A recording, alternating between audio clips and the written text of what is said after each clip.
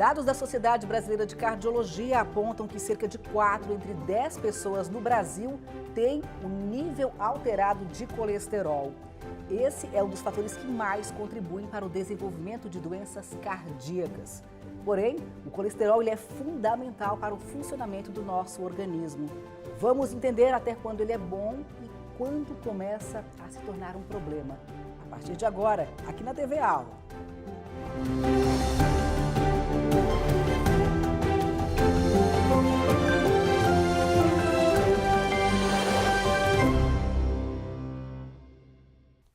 E a nossa entrevistada é a doutora Marisa Coral, médica endocrinologista. Doutora Marisa, que prazer lhe ter aqui no Nossa Saúde. Seja muitíssimo bem-vinda. Eu também estou muito honrada de estar aqui, poder contribuir com alguns ensinamentos, algumas noções que eu sei sobre o colesterol. É isso aí, levar informação de qualidade para o nosso público, né? Doutora, e quando a gente fala em colesterol, logo a gente associa a alguma coisa ruim, né? Porém, o colesterol ele é fundamental para o funcionamento do nosso organismo, é isso? Sim, o colesterol é uma gordura que ela é precursora de várias substâncias benéficas do organismo, entre elas os hormônios. Quase todos, eu não diria todos, têm a necessidade de ter a molécula do colesterol para ser formada.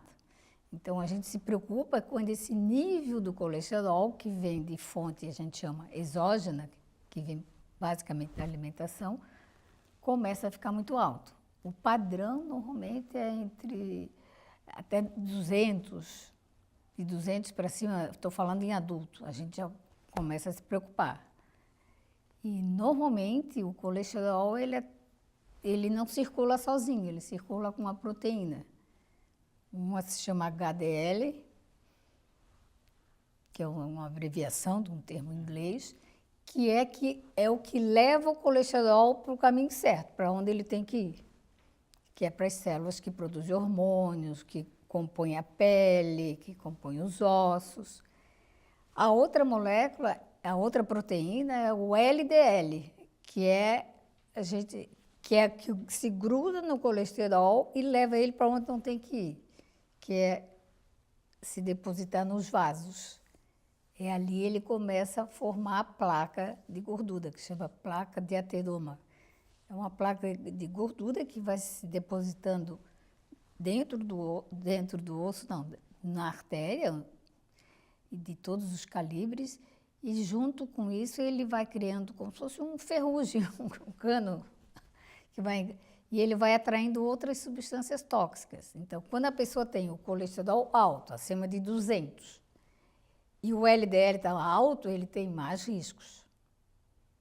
Então, se ele tem um HDL baixo, o HDL que é o bom, que se chama o colesterol bom, e o colesterol ruim, né? Que as pessoas falam. E existe isso mesmo? Tem colesterol bom e colesterol ruim? É essa ligação que é mais benéfica, né? Sim. O HDL bom, quando ele está bem alto, ele não deixa o colesterol se depositar. Então, uma das coisas... Mas não existe muito remédio para aumentar o HDL. A melhor coisa que tem é fazer atividade física. Pois é, mas o que leva a um colesterol, digamos, ruim? Né? A gente tem um colesterol bom e o ruim. Né? O que acontece para que ele vire um colesterol ruim, digamos assim? Quais são os fatores de risco? É assim, o LDL e o HDL, eles são produzidos no fígado. Então, algumas pessoas têm um defeito, é uma doença familiar. E que a pessoa, às vezes a criança ou a própria pessoa adulta é magra, mas tem um colesterol alto, com LDL alto e o HDL baixo. Isso é um traço familiar. É genético. É uma coisa genética, exatamente. Isso aí não está relacionado muito com peso, né? O grande problema, no momento, essa situação aí se chama dislipidemia. A pessoa tem uma dislipidemia familiar. Sim. E que, às vezes, a criança já de 6 anos já tem colesterol alto. Aí tem que fazer um acompanhamento a vida inteira. E ser medicada, né? Prestar atenção. E cuidar de todos os fatores ambientais que agravam essa doença genética. Mas o que mais preocupa, né, a saúde de maneira geral, a doença como fator de risco, É a obesidade, é a vida sedentária, é a ingesta de alimentos pouco saudáveis, né? Isso a gente presenciou muito, né? Acompanhou durante a pandemia, que as pessoas ficaram mais em casa, começaram a fazer mais comida, beber mais. As crianças também, né? As crianças hoje em dia, elas saem pouco, né? Não brincam mais na rua, não jogam futebol, não andam de bicicleta errado, tu vê isso, né? Pelo menos nas cidades grandes. Então, durante a pandemia, e agora as crianças estão pagando o preço, elas ficaram um tempo paradas em casa comendo. Isso teve um impacto muito grande na saúde, então. Na saúde. Recentemente, num congresso de endocrinologia infantil, o top assim, das conferências foi o aparecimento de obesidade e diabetes do adulto em crianças. Uau, que grave isso. Porque teve todo esse componente, né, a criança fica muito tempo na tela, né, tirando a pandemia, ainda as crianças ficam muito na tela.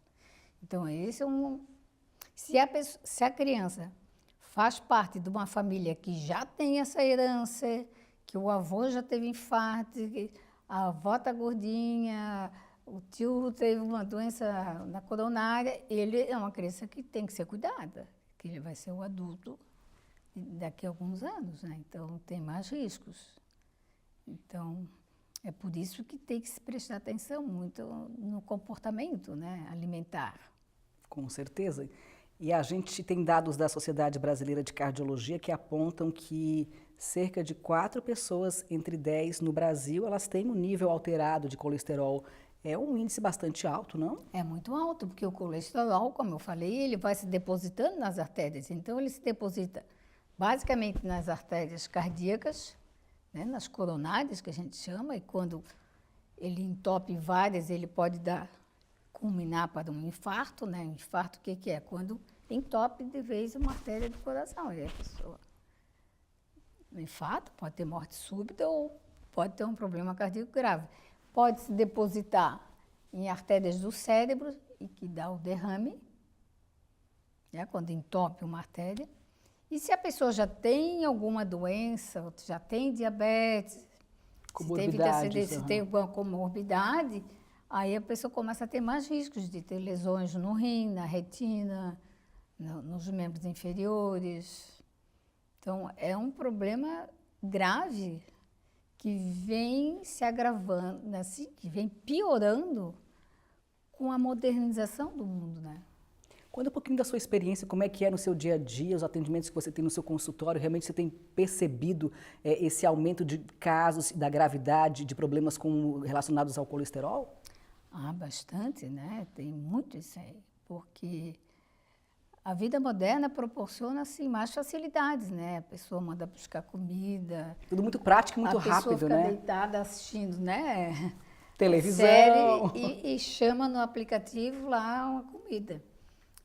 Isso acontece agora, mesmo fora da pandemia, virou uma regra, né? É hábito, né? É uma coisa que eu sempre falo, é uma coisa mais cara, né? Gasta mais, além de tu estar comendo uma comida que tu não sabe a origem. Então, as facilidades da vida moderna têm favorecido muito o aparecimento dessas doenças, dessas dislipidemias, tá? Por conta, assim, do uso exagerado de alimentos não saudáveis, muito processados. Conta pra gente quais são os principais vilões do colesterol. Os vilões são, assim, carnes gordas, margarina, frituras, comida processada, lasanha. Os enlatados. Porque tudo que é processado tem muita gordura para manter, o sabor. Pode ver que a comida é mais gorda, é mais palatável, sim, né? Sorvete. É mais saborosa, né? A gordura dá isso aí, só que depende da gordura que vai. Então, a recomendação é que se volte a fazer comida em casa, que é mais fácil. É mais fácil, eu não diria mais fácil, é mais complicado, porque hoje em dia, com a vida moderna, ninguém tem tempo para fazer comida, tem que comer na rua, tem que... aquela coisa. Então, o ideal é que na tua rotina, assim, te dá um dia para cozinhar, ou te dá um dia para comer, assim, não evitar com frequência a ingesta de alimento processado. Isso para a criança, isso vale para todos, mas é um veneno. É um veneno, porque a criança tem muita chance de desenvolver uma doença mais tardia. E quanto tempo leva, por exemplo, para a pessoa detectar ou diagnosticar um colesterol alto, por exemplo? São muitos anos comendo de forma errada, muitos anos de sedentarismo, ou não dá para precisar? Não dá para precisar, mas nem sempre, não precisa muito tempo, tá? Recentemente eu vi uma pessoa que tem um colesterol estável, tem 45 anos, mas passou 10 dias em São Paulo, sei lá, foi de férias e tal, e provado todos os restaurantes, tudo. Ela chegou, há 6 meses atrás, o colesterol dela era normal, era 150. Ela chegou com 260, fez o exame na quinta-feira. Em 10 dias, ela teve essa alteração no exame? Eu não posso dizer que seja mais dias, mas assim, ele pode ter sido o fator que deve ter agravado. Eu disse, agora tu passa a cuidar e repete daqui a 2 meses, porque tem que ter um tempo, assim, para o colesterol mudar, né? Então, acho que já vinha e piorou. Então, tu não pode comer nada? Pode. Eu acho que tem dia que a gente come bobagem, né? Não pode ser... Frequente, né? Não pode ser frequente. Tem que ser com equilíbrio, né, doutora? E aí, se tu consegue mesclar uma comida exagerada com atividade física, é melhor. Quem faz exercício, mesmo que ele esteja acima do peso, ele está mais protegido. É melhor uma pessoa mais gordinha com músculo do que uma pessoa muito magra sem nenhum músculo. O exercício, ele cria mais músculos. Aí, criando músculo... Protege mais o organismo. Protege mais, porque o músculo, quando ele está desenvolvido, ele aumenta os fatores anti-inflamatórios, eles vão contra o colesterol. Doutora, quem é que apresenta mais colesterol alterado, o homem ou a mulher? A gente vê mais em homem, porque eu acho que os homens, assim, se expõem mais a fator de risco. É homem com mais, sei lá, com mais linguiça, gosta de fazer churrasco, fica mais, às vezes mais sedentário. A mulher sempre se preocupou mais com a saúde, né? De maneira geral, a gente vê que as mulheres vão mais ao médico do que os homens. Sim. É bem mais, né? O homem já tem dificuldade até para examinar a próstata, mas assim, ele não faz exame de rotina, raramente. E isso vai agravando quando ele vai ficando mais velho, fica mais sedentário, fica lá no sofá vendo TV, ou fica mais deprimido porque entra na andropausa, então agrava. A mulher, que não, ela faz mais. Ela se cuida mais, ela vai mais ao médico. Ela se cuida mais, ela vai mais ao médico, ela vai mais na academia, ela caminha mais, então... Quando está associado com ingesta de álcool, assim, exagerado, e fumo, aí, assim, é o pacote perfeito para a artéria ficar doente. E quando você fala de uma ingesta de álcool e cigarro, né, alto, isso significa o quê? Tem algum nível que seja tolerável? Olha, por exemplo, o vinho é uma bebida que tem uma ação protetora, ela melhora muitos níveis do HDL, ela aumenta o HDL, que é a proteína que carrega o colesterol bom. Então, se tu toma um vinho, uma taça de vinho, máximo 2 de tinto, não tem, isso aí é até um fator protetor. Em alguns países, na França, por exemplo, eles oferecem vinho na bandeja, uma taça de vinho para quem está internado. No almoço, em vez de um copo d'água, é uma taça de vinho. Desde que a pessoa não tenha um problema associado ali que impeça ela de beber o álcool. Uhum. Se eu já vi, as pessoas entregam a bandeja com a tacinha de vinho. Então, o vinho é medicamentoso desde que ele seja ingerido de uma maneira mais assim... Consciente, de forma equilibrada. Mais consciente. Isso aí é uma coisa já milenar, né? Tomar vinho. Então, existe essa preocupação no momento com a vida sedentária, né? A vida sedentária, a pessoa ganha mais peso, normalmente ela faz uma gordura que chama visceral, abdominal, né? Que além do colesterol, aí tem outros fatores inflamatórios que vão inflamando as artérias. E aí o risco aumenta. A gente vai fazer uma pausa agora, doutora. Vamos para um rápido intervalo e já voltamos com mais informações para você, não saia daí.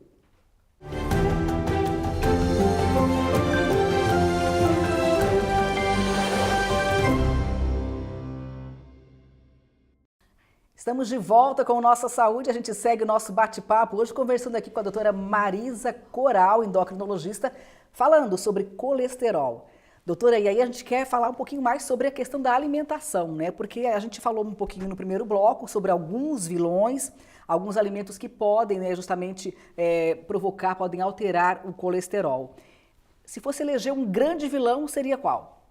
É a comida processada, lasanha pronta, bolacha recheada, salgadinhos, chips. A mãe às vezes acha aquele salgadinho inofensivo lá na prateleira, que é prático, o lanche da criança. Não, a mãe tem que aprender a ler rótulo. Isso é uma coisa que a gente tem que... E o que tem que observar no rótulo? No rótulo se adiciona açúcar, porque às vezes além da, por exemplo, uma coisa com fruta, a fruta já tem o seu açúcar, que se chama frutose, aí adiciona mais açúcar. Então, adição de açúcar é a presença de gordura trans, né, que agora não pode mais no Brasil, graças a Deus, que é uma gordura muito saturada, então, graças a Deus, não tem mais. Mas um segredo é ler rótulos. Fugir de gordura saturada, que tem aonde? Bolacha recheada, salgadinhos, alimentos processados, creme de leite. Creme de leite, margarina. Margarina. Manteiga, pode? Manteiga é uma gordura animal, mas desde que tu não coma de colher. Não, né? exagere. Exagere, mas é melhor. E na hora de cozinhar, que azeite que usa óleo? Assim, se tu pode usar, o melhor azeite seria o azeite de oliva, tá? Mas na hora que tu aquece ele já se... Ele satura. Ele satura, então já não... O bom é usar pouco. O mínimo possível, então. O mínimo. A garrafa de óleo tem que durar muito tempo, não pode ser aquela coisa embebida em gordura. Todo mundo fala do ovo. O ovo foi durante muitos anos um grande vilão, né? Mas aí ninguém mais come ovo. Não, hoje se tu alguém que pratica esporte, que faça exercício com frequência, criança que está crescendo, tem que usar ovo. O ovo é uma grande fonte de proteína, né? Vale para todos, né? Eu falei em criança, mas assim, idoso, tá? Tem gente que não come carne. É um dos alimentos mais completos do mundo, né? É o mais completo. Então, assim, o ovo ainda é um alimento, é uma proteína boa, barata, de fácil acesso. Então, prático, né? Prática. Uma coisa boa é fazer um conjunto de proteína, arroz e feijão, que é o prato do brasileiro. E os outros grãos, grão de bico, lentilha, ervilha, tudo isso aí é fonte de fibra e que não deixa o colesterol subir. Quanto mais fibra tu come, parece que tu cria um filtro e aí o colesterol que eventualmente possa estar presente na alimentação, a gordura saturada, ele não deixa ser absorvido. Então, digamos que filtra? É como se fosse um filtro. Então, o grande segredo é comer saladas cruas antes de comer comida quente. É? Começar com a salada, então? Começar com a salada. Assim, as mães poderiam educar as crianças a colocar um pratinho de sobremesa antes de botar a comida quente. Então, a criança vai aprendendo a comer, criando esse hábito, criando o hábito, porque a alimentação tem muito a ver do hábito. Quanto mais cedo tu expõe uma criança a doces, a gordura, mais cedo o cérebro vai reconhecendo que isso aí dá prazer. Porque essas comidas que eu disse que são perigosas, elas dão prazer. Elas ativam uma área do cérebro que se chama área da recompensa. Então, tu come um Ruffles, não come uma só, porque é bom, é gostoso, vai comer. Então, são os conservantes que vão e as gorduras que estão nesses alimentos é que ativam a área da recompensa do cérebro. Então, o importante é começar desde cedo, já com as cedo, crianças, hoje hábitos saudáveis. As mães já estão acostumando, já estão, por exemplo, quanto mais tarde tu expor a criança ao doce, melhor. Porque se tu começa desde criança, da Coca-Cola, da bolachinha, porque o doce sempre funcionou assim no mundo como se fosse uma recompensa, né? come que depois tu vai ganhar um doce. Exatamente. Então, isso aí, ele realmente sabe hoje que dá uma sensação de prazer. Doce, chocolate, funciona como se fosse uma droga. O açúcar é considerado, no mundo, a pior droga. A recompensa poderia ser uma fruta. Uma fruta. Ideal é ensinar a comer fruta, não suco. Sim. Suco todo mundo já sabe, né? Quando tu espreme uma laranja, tu faz um concentrado de um açúcar que chama frutose, que é praticamente igual ao açúcar do açucareiro. Então, tu faz um suco com 2 laranjas, é equivalente a comer 2 colheres de açúcar do açucareiro.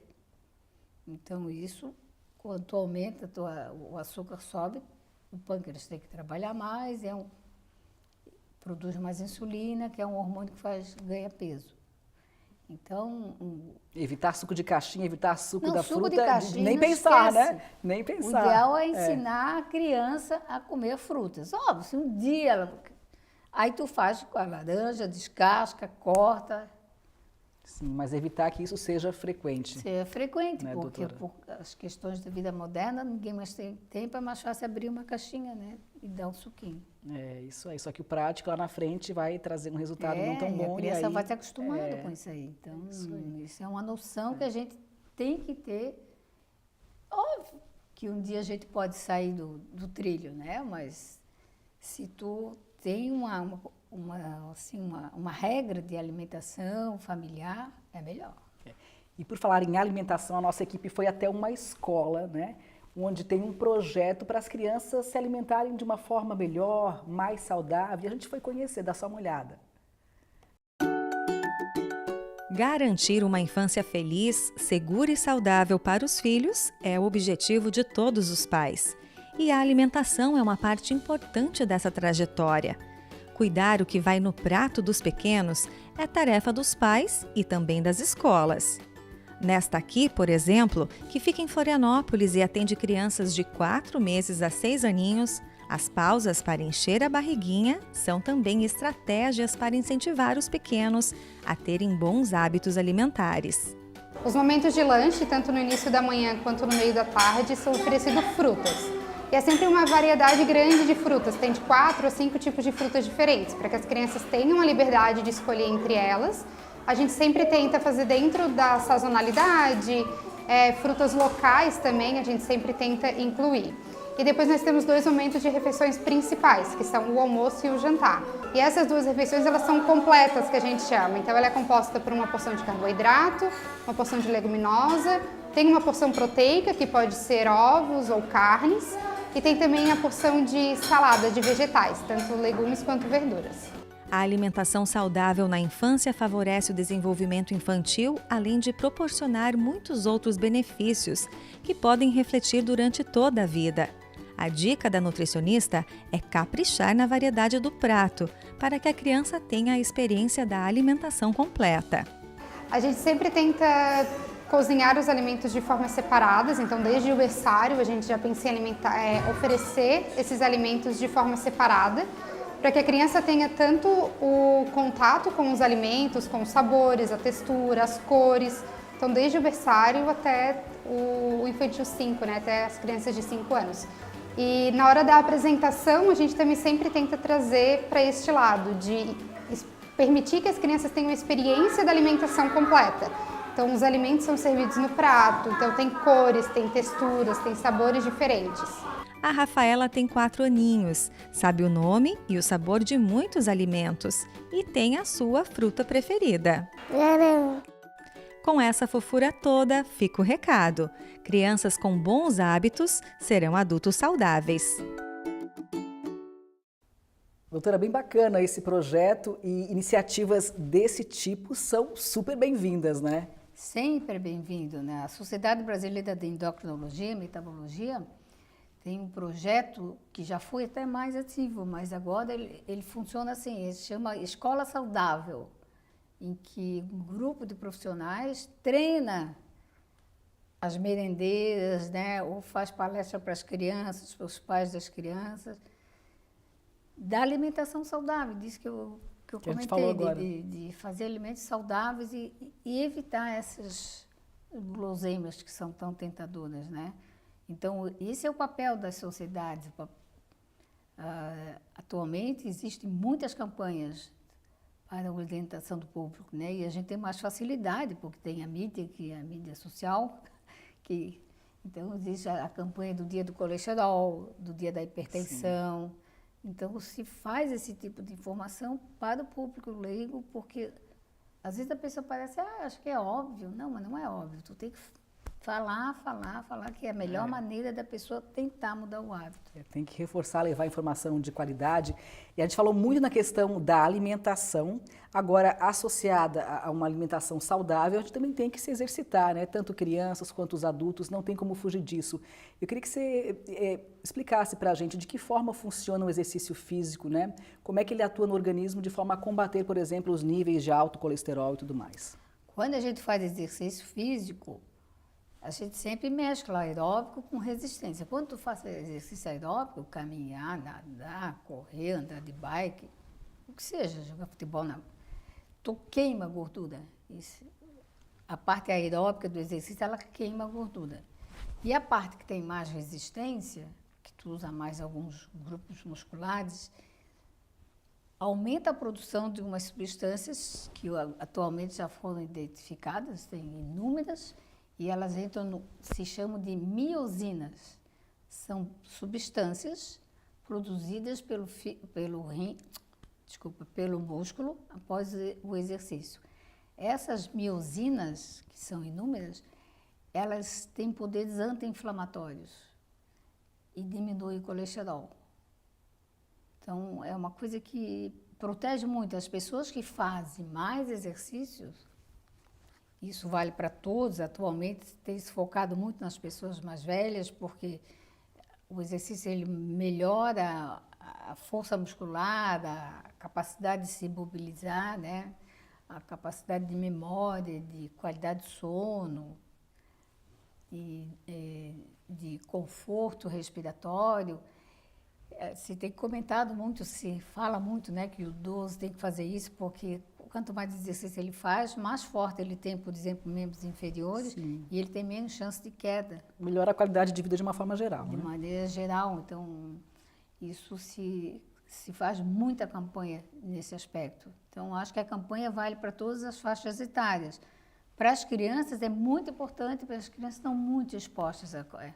Muito celular muito também, celular, né? Muito dentro de casa. Está vivendo um momento muito difícil, né?